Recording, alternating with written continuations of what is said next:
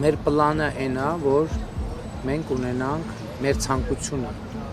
այն է եւ քաղաքական ծրագիրը այն է, որ մենք ունենանք սահմանադրական մեծամասնություն։ Նիկոլ Փաշինյանի գլխավոր քաղաքական նպատակներից մեկը ազգային ժողովում սահմանադրական մեծամասնություն ապահովելը առայժմ չի իրականացել։ Նախնական արդյունքների համաձայն քաղաքացիական պայմանագիրը պահպանել է կառավարություն ձևավորելու հնարավորությունը, սակայն չի ստացել այնքան մանդատ, որ թույլ կտար առանց այլ քաղաքական ուժերի աջակցության ընդունել սահմանադրությանը եւ մի շարք առանցքային պետական ինստիտուտներին առնչվող որոշումներ։ Ընդդիմությունը պնդում է, որ իր օգտին տրված հազարավոր ձայներ չեն արտացոլվել ԿԸՀ պաշտոնական արձանագրություններում, որպիսի կողացված ձայներով ՔՊ-ն փորձի վերցնել սահմանադրական մեծամասնությունը։ Ըստ նրանց, հենց այդ տրամաբանությամբ կենտրոնական ընտրական հանձնաժողովը հունիսի 8-ին հայտարարեց, թե ԲՀԿ-ն չի անցնում խորհրդարան։ Գրեթե բոլոր ընդդիմադիր կուսակցությունները, որոնք մասնակցում էին ընտրության, բացառությամբ իհարկե նեոնիկոլական կամ այտենց իրենց սատելիտ կուսակցությունների, որոնք ըստ էության ոչ մի բանով չեն տարբերվում այս իշխող կուսակցությունից, բոլորը ըստ էության ամեն մեկը իր ամասով այնպիսի խայտառակ իրավիճակի են առնչվել, որ իրենց ձայները կամ չեն հաշվարկվել, կամ հաշվարկվել են օրինակ թերթիկներում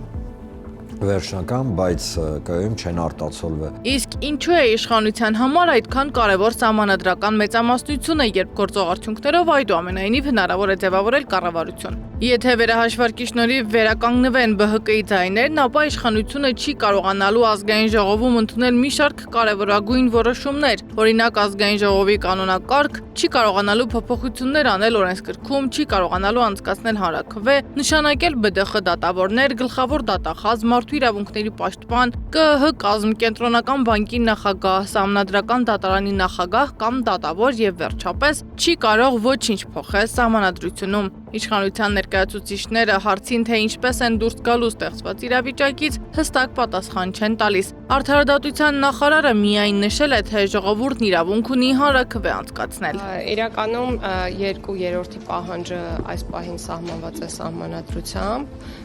բայց հանրաքվեի իրավունքն էլ անմիջական իրավունք է, որը ժողովուրդը ունի։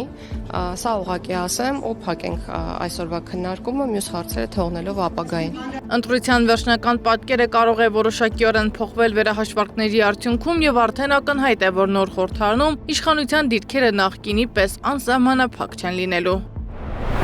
Իրապես իշխանությունը բախվում է շատ մեծ բարդությունների, դժվարությունների հետ, որովհետև այսօրվա կտրվածքով, եթե մենք ելնում ենք նրանից, որ Բարգավաճ Հայաստան կուսակցությունը մտնում է խորհրդարան, ՀՊ-ն ունենալու է ընդամենը 60 ձայն։ 3/5 մեծամասնությունը պետք է առնվազն լինի 63, եւ եթե ՀՊ-ն ունի 63 ձայն, ինքը չի կարող որևէ փոփոխություն կատարել։ Սահմանադրական մեծամասնության բացակայությունը քաղաքական համակարգում ստեղծում է նոր իրավիճակ։ Ամեն ինչին է, ամբողջ քաղաքականությանն է դեմ հայ ժողովուրդը։ Թամենը ընդդիմության այն ուժերը, որոնք մասնակցել են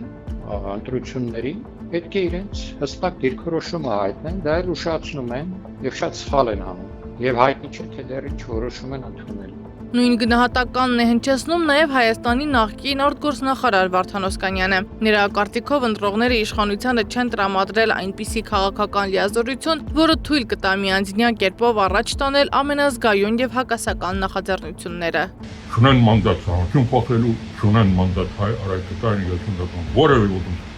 չունեն մանդատ Հայաստանի զարգացման ամբողջականությունը խախտելու։ Սա կարևոր հանգամանք է, եկեք արձանագրենք եւ ես ոչ եմ անում բոլորին, որ մենք իսկապես դիմացրենք այն պետական ոդնչությունները, որ իշխանությունները բարտավորվել են, խոստացել են, որ պետք է անեն, ուղղակի դա թույլ չտան։ Իսկ քաղաքագետի համոզմամբ քաղաքացիները քվեարկել են այնպես, որ երկրում պահպանվեն քաղաքական հակակշիռն ու զսպման մեխանիզմները։ Պետք է ֆիքսել այդ խորհրդարանի եւ այս ընտրությունների